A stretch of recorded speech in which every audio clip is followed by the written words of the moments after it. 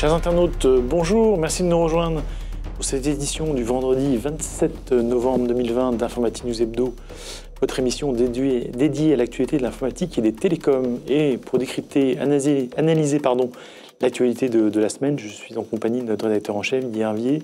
Bonjour Guy. Bonjour Jean-François. Alors Guy, cette semaine, on commence par Pure Storage. Pure Storage, acteur bien connu du monde du stockage, qui s'est fait notamment connaître par la mise en avant de ses offres flash, et puis qui s'est aussi fait connaître, c'est peut-être moins connu de nos lecteurs, par une offre un peu particulière. C'était le premier à proposer un package de services autour de ces baies. On n'achetait pas du matériel, mais on achetait la continuité du matériel, puisque si on changeait de génération, c'était inclus dans le tarif, contrairement à d'autres fournisseurs. Et ça s'appelait Evergreen, si mes souvenirs sont bons. Exactement. Et l'année dernière, ça a été renommé, peut-être de manière plus transparente, Pure as a Service. Et ce programme s'enrichit. J'allais dire que la concurrence aussi en face ne reste pas non plus inerte. Non, et quasiment tous les fournisseurs aujourd'hui ont une offre as a service, que ce soit pour les serveurs, pour le stockage, pour l'infrastructure IT en général. Donc ça veut dire, ça apporte évidemment de la flexibilité, c'est la consommation, le paiement en fonction de la consommation. Et donc là, Pure Storage étend son offre de service. Alors il l'étend, je dirais, de deux manières, à la fois en horizontal et en vertical. Donc horizontal, ça veut dire que en gros, il a 6 offres de services de stockage. Il y en a 4 qui sont spécifiques au stockage en mode bloc. Il y en a un qui est spécifique au stockage en mode objet et un en mode fichier. Donc ça, c'est les 4 offres. Et puis, il y a 4 niveaux. Alors ça, c'est les niveaux, vous savez, un peu comme, je dirais, dans les assurances. Oui, le gold, le premium, voilà, donc je les ai plus en tête. Et donc, qui spécifie à peu près la particularité de l'offre que vous choisissez en fonction de vos besoins. Donc vous mariez tout ça et vous avez l'offre qu'il vous faut, sachant quand même qu'il y a un engagement de 12 mois au minimum, et puis il y a une tarification à l'usage, mais je dirais que alors il y en a plusieurs tarifications d'entrée, mais la première, c'est pour 1 gigaoctet, c'est 0,204 $ par mois. Alors vous allez me dire, bon, c'est pas grand-chose, mais si vous rapportez ça à l'offre d'entrée, c'est 50 téraoctets. Voilà, 50 téraoctets, vous faites le calcul, ça fait quand même 10 000 $ par mois. Donc et 50 téras, aujourd'hui, on sait qu'on peut mettre 1 ou 2 téras sur son bureau. Vous voyez, 50 téras, c'est pas énorme. Évidemment, ça dépend de ce qu'on stocke. Si c'est des factures, c'est pas grand-chose. Si c'est de la vidéo, ça va être plus important. Toujours est-il que je dirais que c'est une évolution que tous les acteurs ont pris. Pure Storage continue sur sa lancée, et je pense que cette idée de l'informatique en général as a service va s'imposer quasiment partout, que ce soit dans les data centers et bien entendu dans le cloud, puisque le cloud, ça a été fait un peu pour ça, si je puis dire. Très bien, alors on parlait de cloud, Guy, la transition est toute donnée, puisqu'on parle d'Orange Business Services, qui se rapproche d'AWS. Alors, j'allais vous dire, quid de nos rêves de cloud souverain? Effectivement, la semaine dernière, on parlait de Gaia, du projet Gaia, des 22 membres fondateurs, des 160 membres qui avaient rejoint ce grand projet. Et bon, je dirais que ça, c'est un peu l'avenir. Mais il y a le présent. Mais il y a le présent. Et le présent, c'est le business, si je puis dire. Donc, Orange, donc OBS, c'est la division OBS, donc Business Services, s'était déjà rapproché de Microsoft et de Google, et là est un fournisseur de services AWS. Alors, il faut bien faire la différence entre ce que propose ici Orange et ce que propose OVH.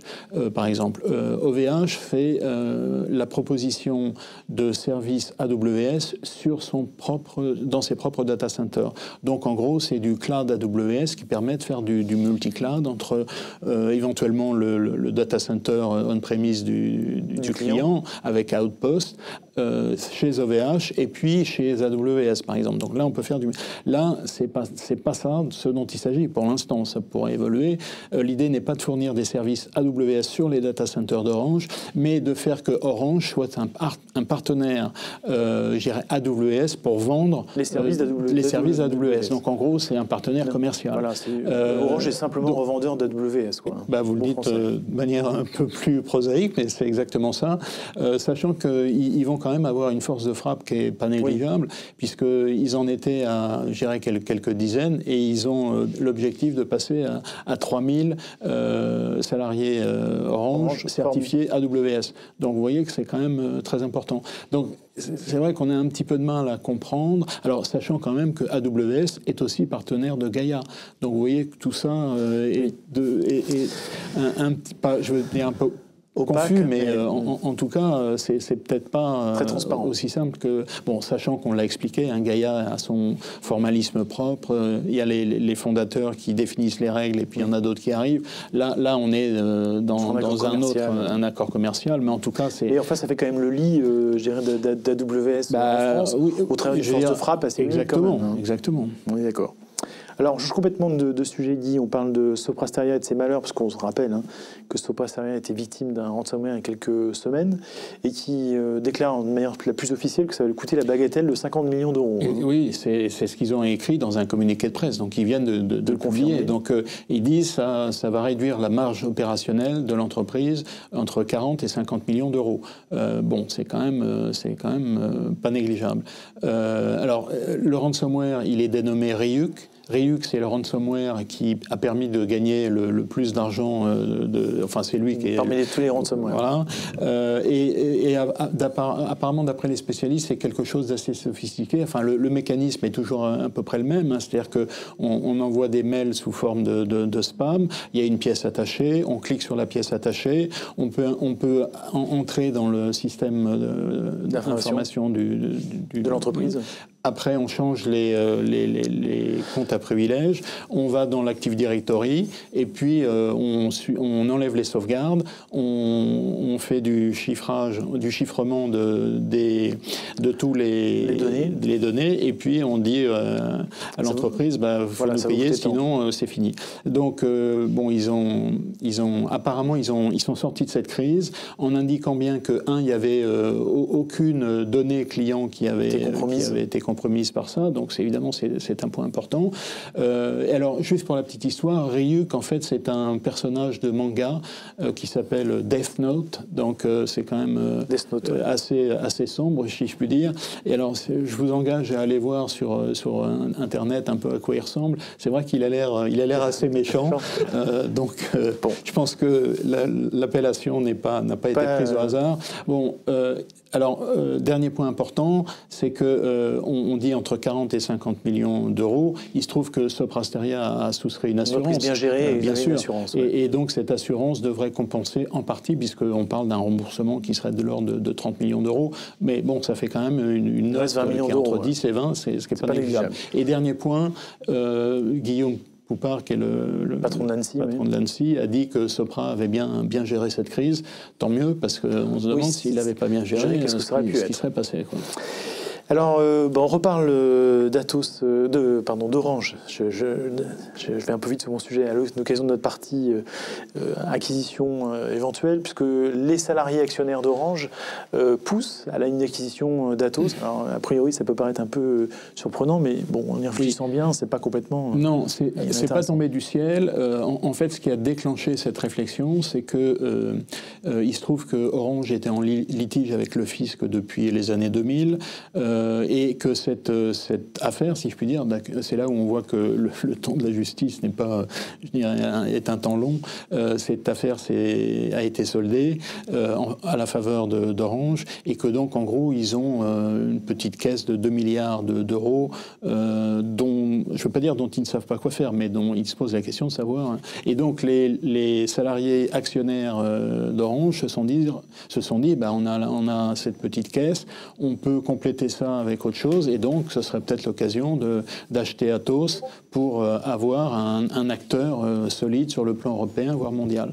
Si on regarde les forces en présence, Atos, c'est 110 000 salariés, à peu près 12 milliards d'euros de chiffre d'affaires. Orange, c'est 140 000 salariés, à peu près 40-45 milliards d'euros de chiffre d'affaires. Donc vous voyez que ça fait un groupe de 250 000 personnes et 60 milliards de... Voilà. Donc effectivement, c'est important. Les salariés actionnaires représentent 5% du capital, c'est pas énorme, mais enfin c'est le deuxième actionnaire, derrière l'État qui représente 25%. Est-ce que cette opération ira jusqu'au bout ? Je crois que le conseil d'administration a dit non. Effectivement, Orange, la direction d'Orange a plutôt dit qu'ils allaient utiliser ça pour éponger la dette. Donc, on ne sait pas ce qui peut arriver, mais en tout cas, il va y avoir un arbitrage.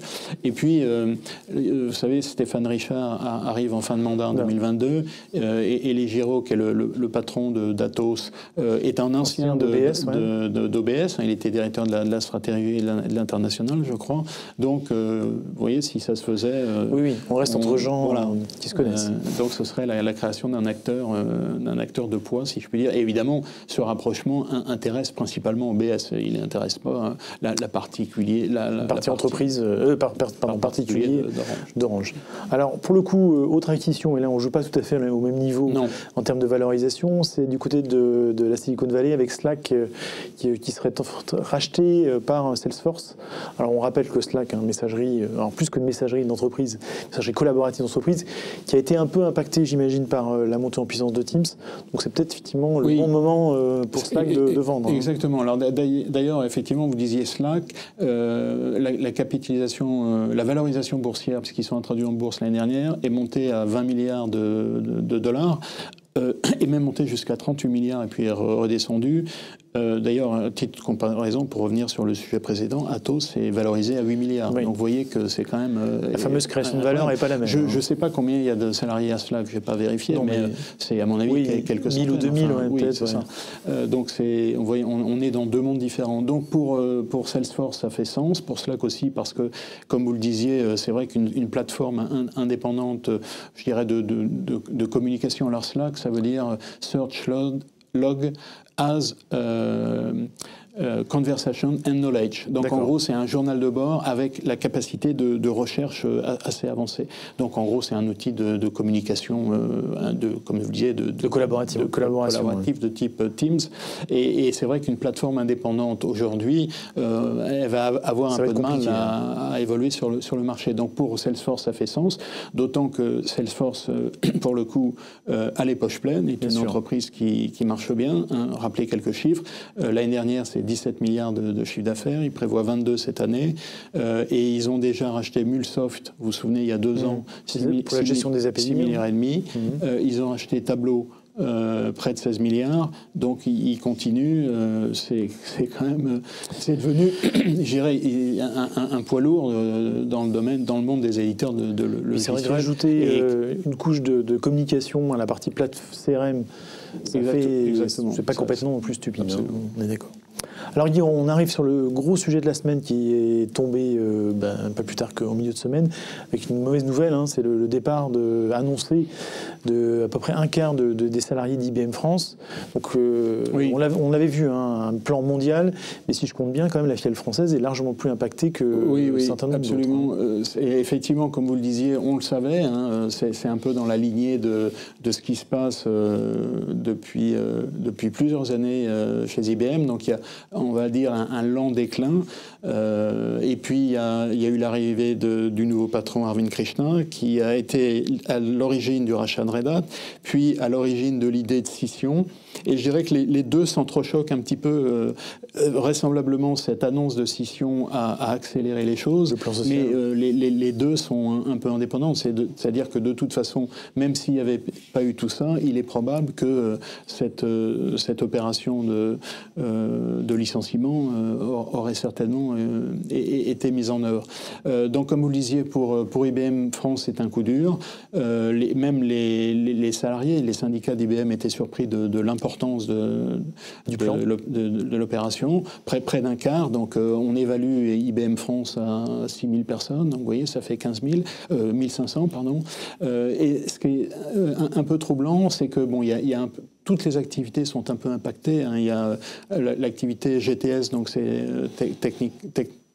Technology Services, l'activité BS et Business Services l'activité système est touchée, mais l'activité cognitive et intelligence artificielle et cloud est également touchée. Oui, alors que et là, on se dit, IBM nous redit depuis des années que c'est ce qu'ils appellent l'initiative stratégique, donc les choses qui sont censées se développer rapidement. Donc ça aussi c'est touché. Donc c'est quand même un coup dur en préparation, en plus de la scission qui va intervenir à la fin de l'année prochaine. Donc il n'est pas impensable que je dirais, ça continue dans ce sens-là. Alors, bien entendu, dans ce genre d'opération, on fait toujours appel au départ volontaire, sauf que quand c'est trop important, les volontaires ne suffiront pas. Donc, puis c'est pas de provision sociale, j'allais dire. Il va falloir aller au-delà de ça. Et c'est vrai que si on regarde ce qu'était IBM il y a seulement... alors évidemment, il y a un peu de temps, une trentaine d'années, par exemple, IBM, c'était plus de 20 000 personnes en France, 20-25 000 personnes. Il y avait des unités de fabrication à Montpellier, à Bordeaux, à Corbeil-Essonnes, où on fabriquait des composants. Plus rien de tout ça n'existe aujourd'hui. Donc c'est vrai qu'IBM France est devenu un acteur à périmètre singulièrement réduit aujourd'hui. Alors évidemment, il faut espérer que les initiatives prises par le nouveau patron portent leurs fruits et relancent l'activité cloud, relancent l'activité intelligence artificielle, sur laquelle IBM est présente depuis très longtemps et, il faut bien le dire, n'arrive pas à vraiment faire décoller, je dirais, sur le plan commercial. On parle de Watson depuis longtemps. Hein. Vous vous souvenez de l'opération Jeopardy, et ils en ont fait beaucoup. Il y a eu beaucoup de communication mais là-dessus. Il y a finalement peu de chiffre d'affaires. Et en termes de business commercial, c'est pas évident. C'est pas encore.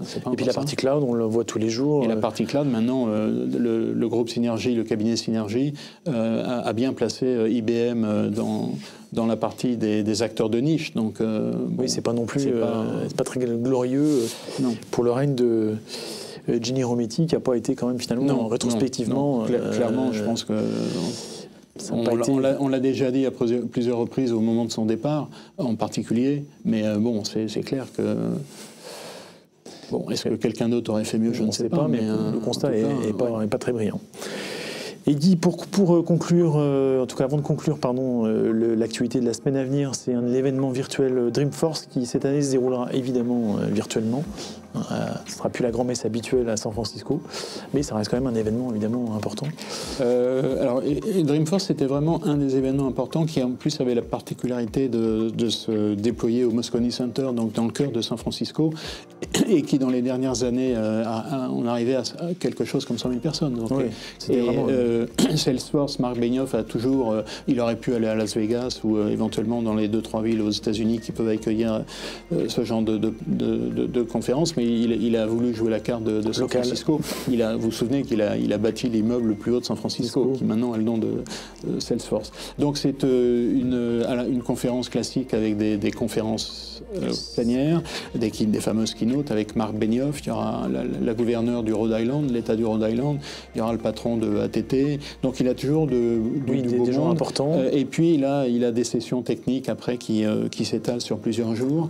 Et juste moi une petite anecdote parce que j'ai assisté à 2-3 Dreamforce de Salesforce, et l'une d'entre elles en particulier, il y avait comme invité d'honneur Colin Powell, donc l'ancien secrétaire d'État de George Bush. Donc c'était assez impressionnant, sachant qu'il était quand même au conseil d'administration, c'est pour ça. Hein. Et il est allé ensuite chez l'investisseur Kleiner Perkins. Donc il était avec Al Gore. Donc vous voyez, Marc Benioff, il est très impliqué à la fois dans le domaine politique, mais il a des relations qui sont, je dirais, plutôt de très bon niveau. De très bon niveau.